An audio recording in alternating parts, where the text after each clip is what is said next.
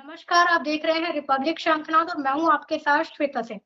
उत्तर प्रदेश में शिक्षकों की भर्ती क्या खाली है और क्यों सरकार शिक्षकों की भर्ती नहीं कर रही है? आज इसी विषय को लेकर हमारे साथ जुड़े हैं इस खास कार्यक्रम में नितेश जी, जो कि शिक्षकों के मुद्दे को उठाते हैं। बहुत-बहुत स्वागत है नितेश जी आपका आज शंखनाद में।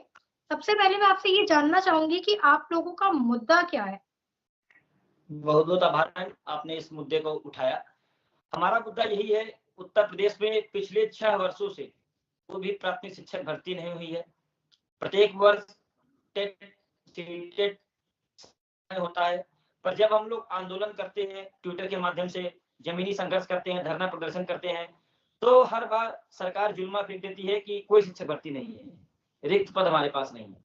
सबसे बड़ा बिंदु हमारे पास, सबसे बड़ा समस्या प्रश्न हमारा यही है कि आखिर कब उत्तर प्रदेश में प्रत्येक वर्ष डीएलएड और बीएड के स्टूडेंट पास होते हैं, उनका कोर्स प्रशिक्षण पूर्ण होता है, पर वो शिक्षक भर्ती देखने को नहीं पाते, जिसके लिए उन्होंने यह कोर्स किया है। जी, बिल्कुल। लेकिन आप लोग ये आंदोलन कब से कर रहे हैं? कितने वर्षों से या फिर मैं यूँ कहूँ कि कुछ समय पहले से ही क्या आप लोगों ने आंदोलन करना शुरू किया है? उत्तर प्रदेश में लास्ट प्राथमिक शिक्षक भर्ती 2018 में आई थी। उसके बाद से प्रत्येक वर्ष डीएलएड का कोर्स होता है 2 वर्ष का। 17 बैच, 18 बैच, 19 बैच, 21 बैच, लगभग 5 बैच निकल चुके हैं। 6 वर्षों से कोई शिक्षक भर्ती नहीं है। यह आंदोलन हम लोगों का 2018 से चल रहा है, क्योंकि प्रत्येक वर्ष सरकार खुद डेटा प्रोवाइड करती है, जिसमें 10 से 20,000 शिक्षक रिटायर होते हैं। पीएबी की रिपोर्ट एक प्रस्तुत की जाती है, जिसमें 1,26,000 से अधिक पद खाली है। और सदन में भी सरकार ने खुद हलफनामा लगाया था कि 51,112 पदों का। पर जब हम सरकार के पास जाते हैं, तो सरकार के पास केवल एक ही बयान आता है। शिक्षा मंत्री जी हमारे संदीप सिंह जी छात्र शिक्षक अनुपात रेशियो हर बराबर कर देते हैं और डीएलएड जैसे कोर्स को बेसहारा कर दिया है, जिसका केवल एक ही उद्देश्य है, डीएलएड प्रशिक्षण किए हुए सभी अभ्यर्थी, चाहे छात्र हो चाहे छात्राएं हो, वो केवल शिक्षक भर्ती में बैठ सकते हैं। डीएलएड के पास तो केवल एक ही ऑप्शन बचता है, पीआरटी, प्राथमिक शिक्षक के लिए। पर पिछले 6 वर्षों से कोई शिक्षक भर्ती नहीं आई और एक आयोग का जुमला नया सरकार ने दे दिया है कि हम शिक्षा सेवा चयन आयोग बनाएंगे, जिससे आपकी परीक्षाएं स्पष्टता के साथ हो सके। वो भी 2019 से बन रहा है, पर अभी तक उसका कोई वजूद नहीं है। किस बीरबल की खिचड़ी की तरह पक रहा है कि अभी तक अस्तित्व में नहीं आ पाया।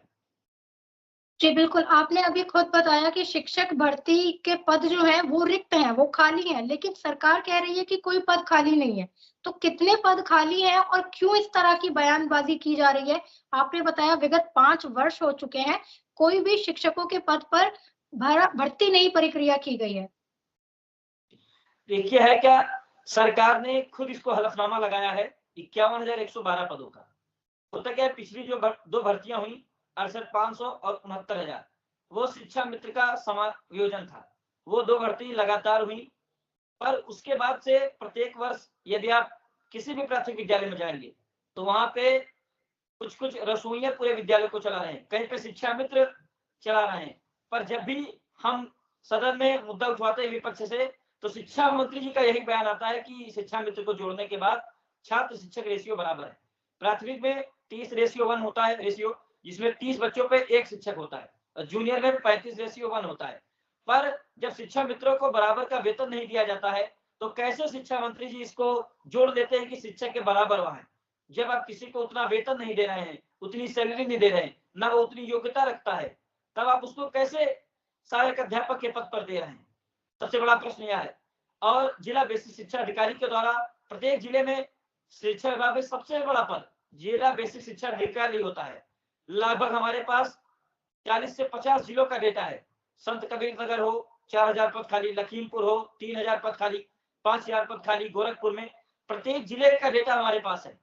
इसको लेकर हम लोग कई बार शिक्षा मंत्री जी से, रवि किशन जी से, मुख्यमंत्री योगी जी के ओएसडी सर से, अभी हम लोगों ने पूर्व में 23 मार्च से 1 जुलाई तक अनवरत 101 दिन का आंदोलन किया था। 101 दिन इको गार्डन की तपती धूप में हम लोगों ने संघर्ष किया था। पर सरकार के पास जब भी हम जाते हैं, जब भी सदन में मुद्दा उठता है, तो सरकार बार बार यही कह देती है कि छात्र शिक्षक रेशियो बराबर है। यदि ये रेशियो बराबर है, तो आप ये जान लीजिए आगामी चुनाव है, तो ये डीएलएड के प्रशिक्षक के पास और कोई ऑप्शन नहीं है। ये वही रास्ता हो गया कि हमारे पास केवल खाने के लिए एक ही चीज है, और कहते हैं कि स्वरोजगार दिया जा रहा है। तो आप डीएलएड का प्रशिक्षण बंद करा दीजिए। जिस कोर्स को हमने किया 8 लाख से 10 लाख की भीड़ ने कोर्स किया 2017 से 2022 तक, अभी भी चल रहा है कोर्स। प्रत्येक वर्ष 1.5-2 लाख एडमिशन होते हैं। अब आप उसको कहते हैं स्वरोजगार करिए। स्वरोजगार आपका बहुत अच्छा है, पर आपको यह कोर्स बंद कर देने चाहिए, जिसकी एलिजिबिलिटी प्रशिक्षण कोर्स हम करते हैं और उसका परिणाम क्या होता है, शून्य हो जाता है। एक गरीब परिवार का बच्चा, बहन, भाई लगभग 2 लाख रुपए डीएलएड में खपाते हैं और उसके बाद सरकार का एक वचन आता है कि आप स्वरोजगार करिए, आप प्राइवेटाइजेशन की तरफ जाइए। तो आपको यह कोर्स बंद कर देना चाहिए।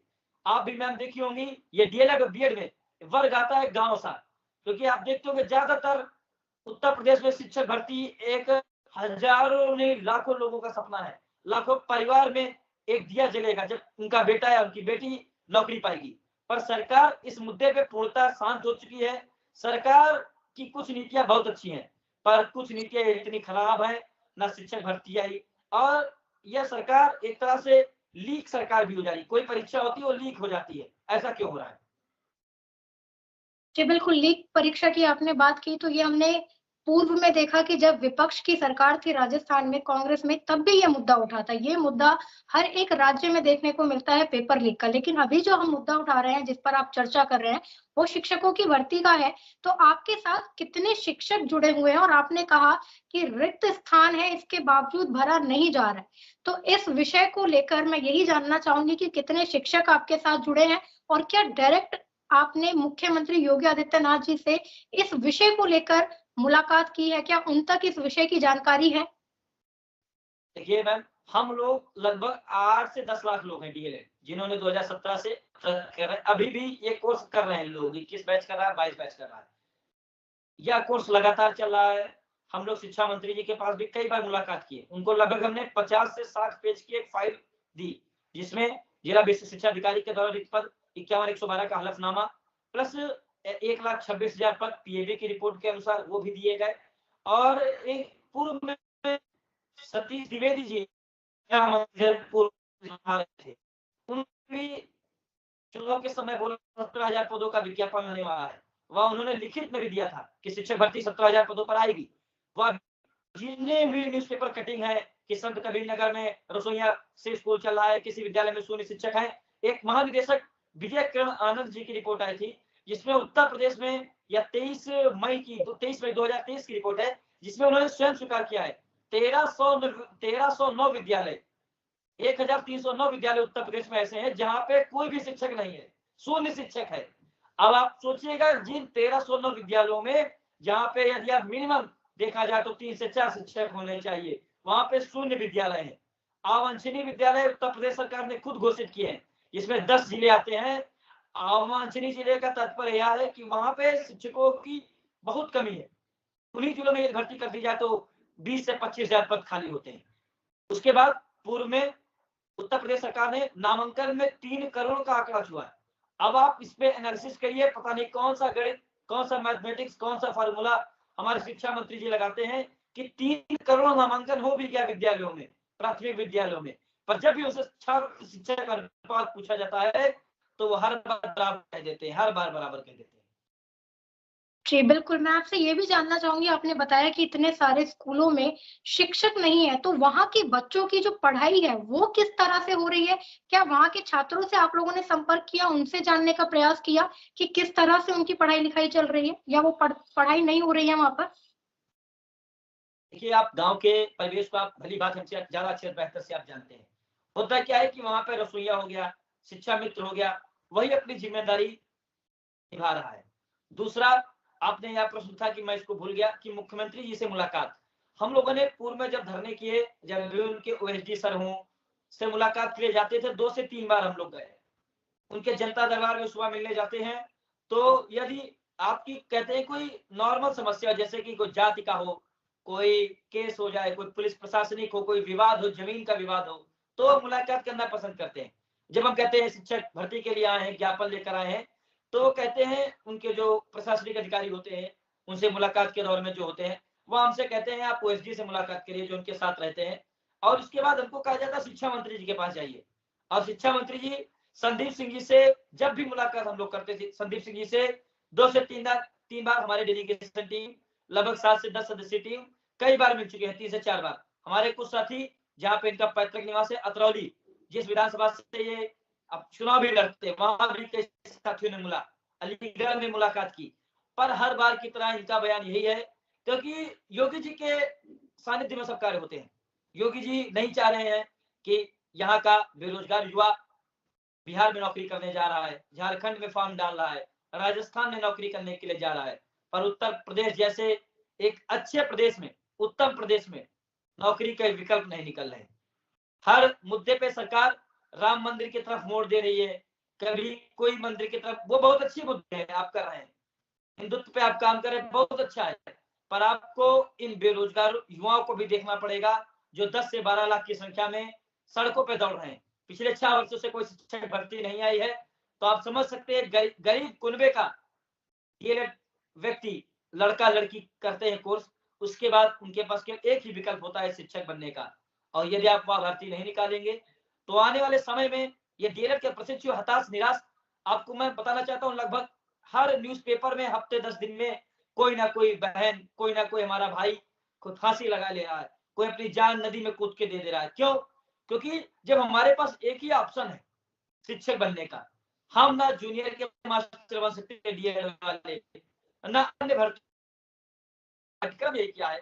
यदि हमने 2 से 2.5 साल इस कोर्स की फीस भरने में 2 से 2.5 लाख लगाई, उस कोर्स को पढ़ने में समय लगाया, तो हम क्यों किसी अन्य की तैयारी करने की तरफ जाएंगे? जब हमारे माता पिता जी ने सपना देखा था मेरा बेटा मास्टर बनेगा, मेरी बेटी मास्टर नहीं बनेगी, और हम सभी उस वर्ग को मजबूत करना चाहते हैं, 6 से 14 वर्ष के उन नौनिहालों को मजबूत करना चाहते हैं जो भविष्य में भारत के नाम को विश्व पटल पर ऊपर ले जाएंगे। जी, बिल्कुल। और एक चीज़ ज़रूर मैं आपसे कहना चाहूँगी, देखिए आपका जो शिक्षकों का मुद्दा है, शिक्षकों की भर्ती नहीं की जा रही है, इसको लेकर सरकार को ज़रूर संज्ञान लेना चाहिए।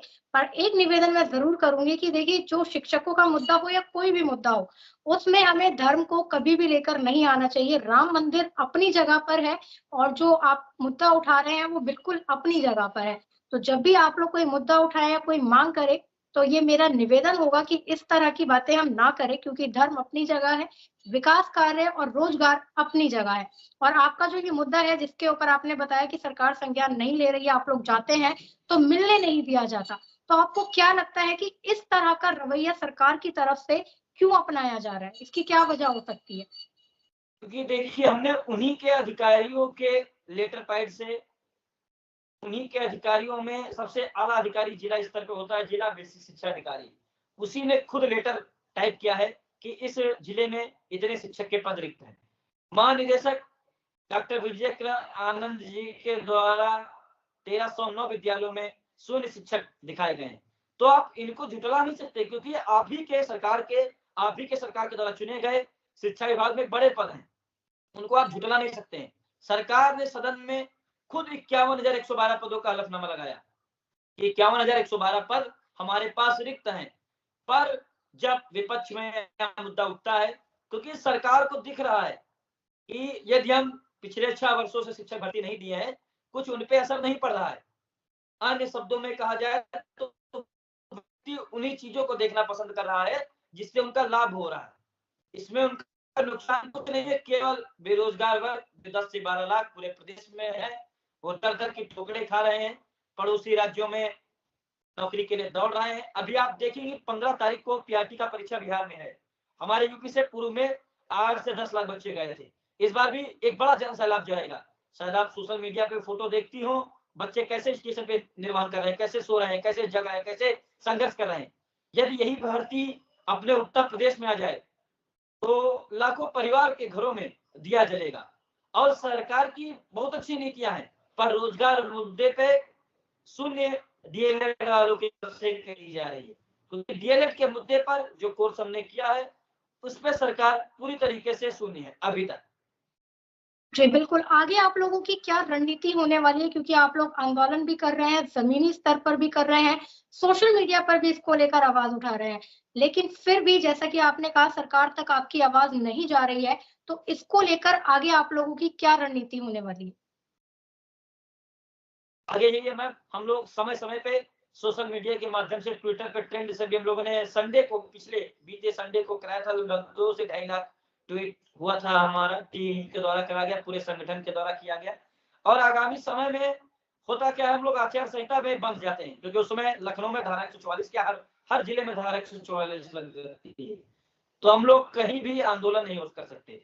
तो 1-2 दिन का समय शायद आचार संहिता में बताया 12-13 में लग जाएगी। उसके बाद पुनः हम लोग चुनाव खत्म होते ही तब तक हम लोग अपने संगठन को, टीम को प्रत्येक जिले वाइज मजबूत करेंगे। जिससे पूर्व में भी हम लोगों ने, चाहे वो भाजपा से विधायक हो, चाहे सांसद जी हो, चाहे विपक्ष से हो, अखिलेश यादव जी हो, चाहे लगभग प्रत्येक नेता को, चाहे पल्लवी पटेल जी हो, चाहे ब्रजेश पाठक जी हो, चाहे स्वतंत्र देव सिंह जी हो, लगभग प्रत्येक पार्टी के प्रत्येक सांसद को, प्रत्येक विधायक को, प्रत्येक जिला अध्यक्ष को, प्रत्येक डीएम कार्यालय पर लगभग हर जगह हमारी टीम ज्ञापन दे चुकी है। पर सरकार की कुछ कमियां हैं, हम लोग ज्ञापन देते देते थक जा रहे हैं। हर रैली में हमारे साथी जा रहे हैं। अभी मुख्यमंत्री जी कहीं भी गोरखपुर होते, लखनऊ होते, हमारी टीम के लोग जाते हैं। पर आप समझते होंगे प्रशासन अधिक होता है और उतनी छात्र शक्ति वहां नहीं पहुंच पाती और हमारी बातों का दमन कर दिया जाता है। हम लोग आंदोलन करते हैं तो भी सरकार हमें दबाने का कार्य करती है, क्योंकि कोई भी सरकार नहीं चाहती है कि उनको किसी भी मुद्दे पर घेरा जाए। जी, बिल्कुल आपने जो बताया ये बेहद ही गंभीर विषय है, शिक्षकों का विषय है, इसके साथ-साथ ही जो भविष्य है, जो छोटे बच्चे हैं, जो स्कूलों में पढ़ाई करने के लिए जाते हैं, अगर वहाँ पर शिक्षक होंगे ही नहीं, तो उनका भविष्य कैसे संवरेगा? तो ऐसे विषय पर, ऐसे गंभीर विषय पर सरकार को स्वतः संज्ञान लेकर इसके ऊपर कार्य करना चाहिए और शिक्षकों का जो पद रिक्त है, जितने भी पद रिक्त हैं, उन पर भर्ती प्रक्रिया फिर से शुरू करनी चाहिए। तो इसको सरकार को ज़रूर संज्ञान में लेना चाहिए। नितेश जी, लास्ट में आखिर में कुछ आप कहना चाहेंगे सरकार से? चाहूंगा जी जी, सरकार से हमारा यही है, एक बहुत उम्मीद है, हम डीएलएड के 10-12 लाख आप ही के परिवार के हिस्सा हैं, आप ही के परिवार से हैं, उत्तर प्रदेश से, उत्तर प्रदेश से हैं। इसमें हर चीजें बहुत व्यवस्थित सुचारू रूप से चल रही हैं, पर यदि कुछ मुद्दों पे सरकार को ध्यान केंद्रित करना चाहिए। और मैं ध्यान खींचना चाहूंगा कि पिछले वर्ष उत्तर प्रदेश सरकार में शिक्षा विभाग में निपुण लक्ष्य रखा गया था, एक कार्य दिया गया था निपुण लक्ष्य, जिसमें करोड़ से अधिक नामांकन हुआ था। यदि हमारे प्रदेश में, उत्तर प्रदेश में यदि 3 करोड़ नामांकन हो रहा है बच्चों का, तो उन बच्चों को एक सुचारू रूप से, व्यवस्थित रूप से योग्य शिक्षक क्यों नहीं प्रोवाइड करे जा रहे हैं? नवीनतम टेक्नोलॉजी को जानते हुए जो टेट पास हो, सीटेट पास हो, उनको आप मौका क्यों नहीं दे रहे हैं? क्योंकि हम सबने यह कोर्स इसीलिए किया था, केवल और केवल अपने 6 से 14 वर्ष के नौनिहालों को, अपने प्रदेश के नौनिहालों को, जो विश्व पटल पर अपने भारत का, अपने उत्तर प्रदेश का नाम गौरवान्वित कर सके। तो सरकार से यही अपील है, जिस भी माध्यम से आप चाहते हो, आपके परिवार का हिस्सा है डीएलएड। यदि आप 6 वर्षों से इस पर नजर नहीं डाले हैं, तो इस परिवार के छोटे से हिस्से पे 10 से 12 लाख की संख्या है, या आंदोलन कर रहा है, या ज्ञापन दे रहा है, ये सोशल मीडिया पे मुद्दा उठाता है, हर चैनल पे जाके मुद्दा उठाते हैं, पर सरकार का ध्यान इधर नहीं आ रहा है। तो जो भी आला अधिकारी हैं, चाहे मुख्यमंत्री जी हो, चाहे उप मुख्यमंत्री जी हो, चाहे शिक्षा मंत्री जी हो, चाहे निदेशक मैम हो, चाहे महानिदेशक जी हो, सभी से मैं यही अपील करता हूं, अपने संगठन की तरफ से, 12 लाख परिवार की तरफ से आपसे अपील करता हूं कि इस मुद्दे पर जरूर नजर डालें, क्योंकि भर्ती आपके पास रिक्त पद है। पीएबी ने स्पष्ट कर दिया 1,26,000 पद खाली है। 51,112 का हलफनामा आप खुद लगाए हैं। इसमें प्रत्येक वर्ष 6 वर्ष हो चुके हैं, जिसमें रिटायर और लोगों को नहीं जोड़ा गया है। तो आप एक अच्छी खासी संख्या में शिक्षक भर्ती निकाल सकते हैं, जिससे 6 वर्ष से बैठा बेरोजगार युवा, बेरोजगार डीएलएड टेट सीटेट पास युवा आपके साथ खड़ा हो सके। जब आप उसके घर में रोजगार नाम का दिया जलाएंगे, तब वह भी आपके साथ हमेशा खड़ा रहेगा। और सबसे ज्यादा धन्यवाद मैम आपका, यदि आपने इस मुद्दे को उठाया, आपका आभार व्यक्त करना चाहूंगा अपने संगठन की तरफ से और अपनी तरफ से। जी, बिल्कुल, बहुत-बहुत धन्यवाद नितेश जी कि आप लोग इतने लंबे समय से ऐसे विषय को लेकर संघर्ष कर रहे हैं। आज शंखनाद की तरफ से यही हम भी अपील करेंगे कि सरकार को इस विषय के ऊपर गहनता से संज्ञान लेकर जांच करनी चाहिए। यदि पद रिक्त है, तो शिक्षकों की भर्ती करनी चाहिए। शिक्षकों के साथ-साथ जो युवा पीढ़ी है, जो हमारे बच्चे हैं, उनके भविष्य का भी सवाल है और भविष्य के बच्चों के भविष्य के साथ खिलवाड़, ये बर्दाश्त नहीं किया जा सकता एक सभ्य समाज में। हमारे सभी दर्शकों का भी बहुत-बहुत आभार कि आप प्रतिदिन हमारे साथ जुड़ते हैं, हमें देखते हैं, इसी तरह देखते रहिए। शंखनाद।